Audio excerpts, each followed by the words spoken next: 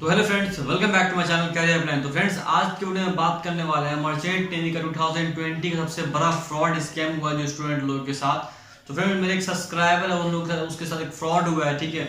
तो उसने मुझे मैसेज किया, उसके साथ उसका मैं आप लोग को स्टोरी बताऊंगा, ठीक है, शुरू से लेकर आखिरी तक किस तरीके से उस स्टूडेंट लोगों के साथ फ्रॉड हुआ।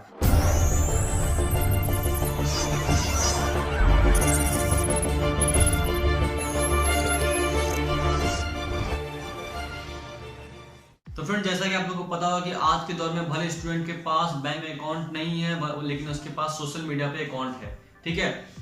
तो सोशल मीडिया की मदद से आज के दौर में फ्रॉड स्कैम हो रहा है, क्योंकि पहले का दौर अलग था। अभी जो डिजिटली मार्केट चल रहा है, डिजिटली फील्ड हो गया, तो इस वजह से जो सोशल मीडिया प्लेटफॉर्म पे एजेंट सब आ चुके हैं और इस तरीके से आप लोग के साथ फ्रॉड स्कैम वो लोग करते हैं। तो फ्रेंड, हुआ इसी तरीके से स्टूडेंट लोगों के साथ, जैसा कि आप लोगों को पता हो कि आज के दौर में सोशल मीडिया पे जैसा कि फेसबुक हो गया, इंस्टाग्राम हो गया, वहां पे आप लोग को कंटिन्यूसली मिलता है देखने के लिए कि भाई अर्जेंटली रिक्वायरमेंट, इतनी सैलरी है, ये वैकेंसी आई है, इस कंपनी की वैकेंसी है, इस कंपनी में आपको जाना है, इतनी सैलरी मिलेगी आपको, फूडिंग हो गया, एकोमोडेशन सारा कुछ फ्री है, ट्रांसपोर्टेशन वगैरह सब कुछ कंपनी देगी। तो बहुत ही ज़्यादा एक्साइटेड हुआ था स्टूडेंट लोग देखे कि भाई मैंने अभी 12th किया है, मैंने अभी ये कोर्स किया, मुझको ज्वाइनिंग करने का मौका मिल रहा है, ठीक है। तो आप लोग सोचते हैं कि मैं बहुत ही लकी हूँ, मुझे ज्वाइनिंग करने का मौका मिल रहा है, ठीक है। ऐसा ही हुआ मेरे एक सब्सक्राइबर के साथ, और वो लोग 12th के बाद HTCW कोर्स करके वो आराम से बैठे हुए थे। उनके पास कुछ आइडिया नहीं था, सबसे पहली बात कि उसको मर्चेंट नेवी में किस तरीके से एंट्री करना है, फिर OLX में किस तरीके से एंट्री करना है। तो वो जैसे कि आप लोग फेसबुक चलाते हैं नॉर्मली सा, उन्होंने फेसबुक चलाया नॉर्मली सा, ठीक है। और फेसबुक पे आप लोग देखते हुए कंटिन्यूसली कि ये स्कैम सब जो चल रहा है कि भाई इतना अर्जेंटली रिक्वायरमेंट, यहाँ पे ज्वाइनिंग, वो डिस्कार्ड, बहुत सारी कंपनीज का ये वो। तो बहुत सारा ऐसा फेसबुक पे ग्रुप है जो फेसबुक के अंदर में कंटिन्यूसली यही काम करता है फेसबुक पे, ठीक है, स्टूडेंट लोग को फंसाना। तो इसी तरीके से उन्होंने देखा है कंपनी में कि भाई HTCW कोर्स को ज्वाइनिंग, 70,000 रुपये सैलरी, इतनी भाई कंपनी है ये वो। तो वहाँ पे उसका नंबर मेंशन था। तो स्टूडेंट ने उस नंबर पे कॉल किया, पूछा कि भैया मुझको ज्वाइनिंग करना है, ऐसे ऐसे मैंने 12th किया है, 12th के बाद HTCW कोर्स किया, मुझको ज्वाइनिंग करना है, कैसे होगा। तो एजेंट बोलता है ठीक है सर, अभी जस्ट अर्जेंटली वैकेंसी आई है, आपको तो ज्वाइनिंग करवा देंगे, ये वो डिस्टेंट। वो एजेंट उसको सारा कुछ इन्फॉर्मेशन बताता है उसके बारे में, कंपनी के बारे में। तो स्टूडेंट क्या करता है, जल्दी से आता है अपने गूगल पे जाके वो चेक करता है उस कंपनी के बारे में कि भाई किस तरीके से उस कंपनी का क्या है नहीं है। तो गूगल पे चेक करता है, एजेंट बोलता है पैसिफिक कंपनी, तो वो गूगल पे चेक करता है पैसिफिक कंपनी, सही में दुबई की कंपनी है पैसिफिक। तो वो बोलता है यार बहुत ही बड़ी कंपनी है पैसिफिक। उसके बाद फिर जाके वो यूट्यूब पे सर्च करता है पैसिफिक कंपनी के वीडियोस देखता है कि भाई कितनी बड़ी कंपनी है। उसके बारे में वो सोशल मीडिया गूगल की मदद से वो हेल्प लेता है कि भाई पैसिफिक कंपनी कैसी है। फिर वो स्टूडेंट बोलता है ठीक है भाई, मेरे को ज्वाइनिंग करवा दो। एजेंट बोलता है देखो भाई 3 लाख रुपए चार्ज लगेगा तब ज्वाइनिंग होता। वो बोलता है ठीक है भाई 3 लाख रुपए लगेगा, दे देंगे।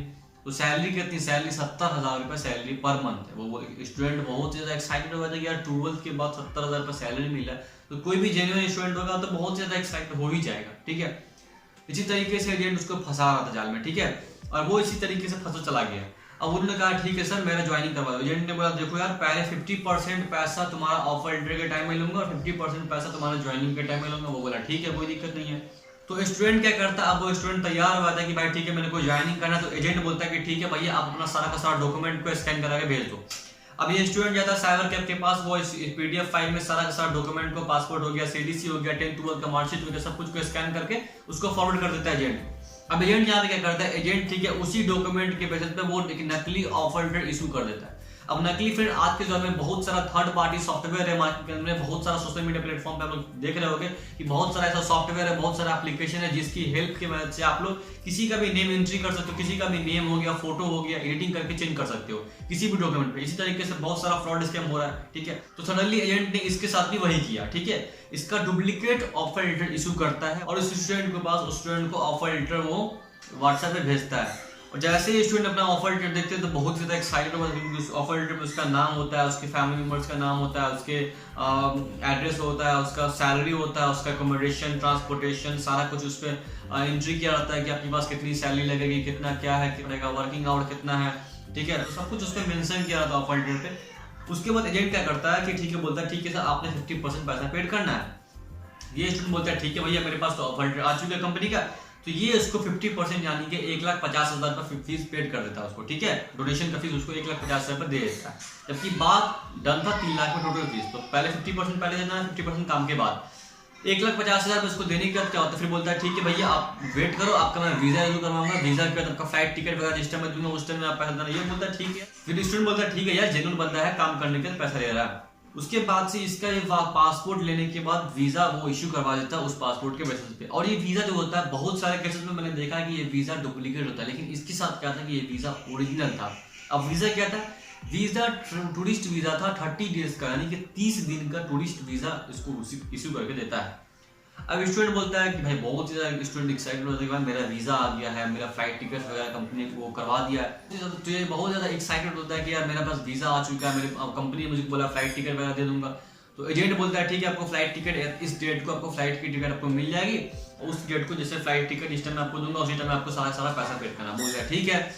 तो जैसे इसके पास फ्लाइट टिकट वगैरह जैसे ही इसको फ्लाइट टिकट प्रोवाइड होता है, फिर फ्लाइट टिकट जैसे इसको मिलता है, फ्लाइट टिकट मिलने के इसको फिर पैसा पेड करना पड़ता है। ठीक है, जैसे ही फ्लाइट टिकट एजेंट इसको देता है उस टाइम में इसको फिर 1.5 लाख रुपीज यानी इसको 1.5 लाख यानी कि इसको पूरा का पूरा पैसा इसको पेड कर देता है एजेंट को। ठीक है, उसके बाद फिर आता है दुबई यानी कि इसको बोल दिया था कि देखो तुम दुबई में उतरोगे एयरपोर्ट पे जैसे तुम उतरोगे उसके फिर मेरे एक एजेंट आएंगे वो तुमको लेके जाएंगे।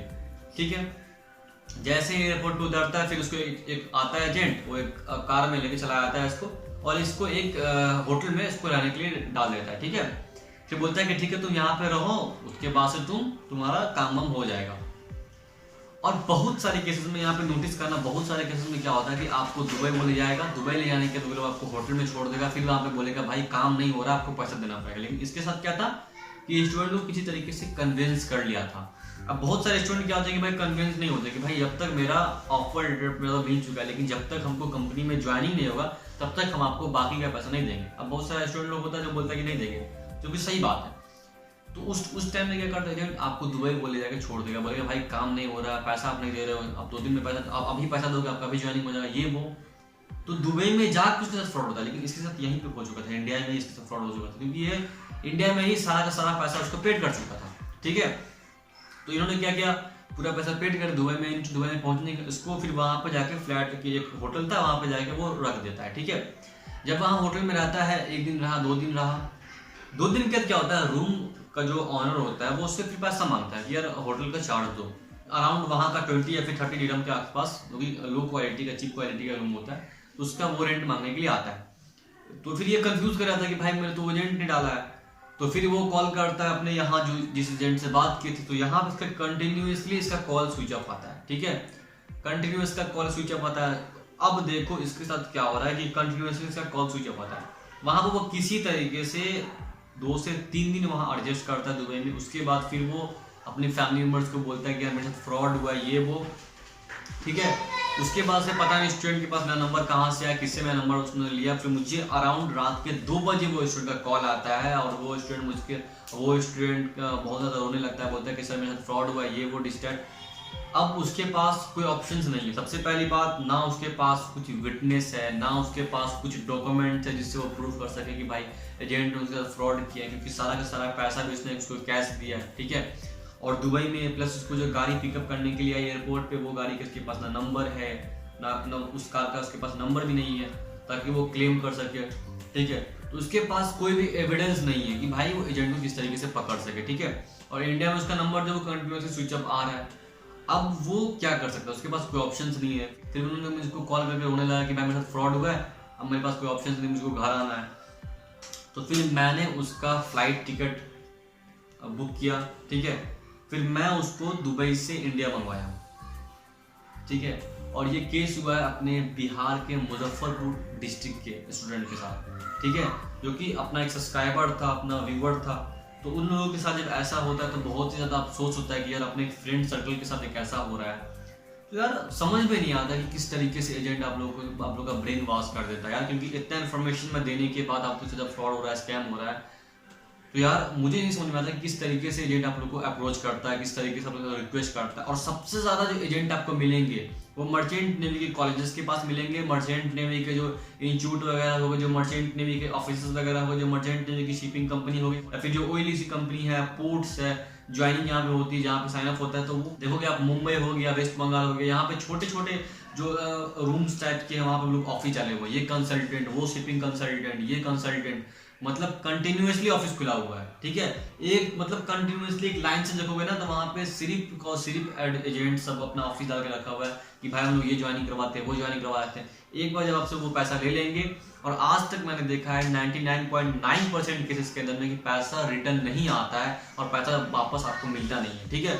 और जो आप जाते हो फिर आप पुलिस के पास जाओगे FIR करने के लिए, फिर पुलिस भी कुछ आपका एक्शन नहीं लेती, क्योंकि मैंने बहुत सारे केसेस में देखा है कि पुलिस भी आपका एक्शन नहीं लेती, क्योंकि छोटा मोटा स्कैम तो होता नहीं है, करोड़ों का स्कैम होता है, करोड़ों लाखों का स्कैम होता है, एक दो स्टूडेंट के साथ तो होता नहीं है।